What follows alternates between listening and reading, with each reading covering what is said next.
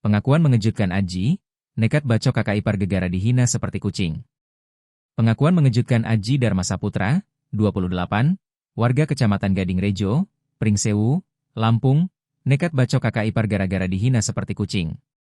Insiden tragis tersebut terjadi tepatnya di kediaman korban di Dusun Bulusari, Pekon Bulukarto, Kecamatan Gading Rejo, Pringsewu, Lampung, pada Rabu, 1 Oktober 2025, malam. Dalam video yang terima Tribun Lampung Co.id, Alfian mengakui tindakannya melakukan pembacokan secara brutal terhadap kakak iparnya, yang diketahui bernama Alfian, 35. Petugas pun kembali menanyakan, apa penyebab Aji melakukan pembacokan terhadap kakak iparnya itu.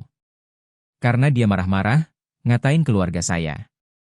Saya dan istri saya dikatain dia. Kata dia, saya dan istri, enggak boleh tinggal di situ, beranak terus seperti kucing, sebut Aji.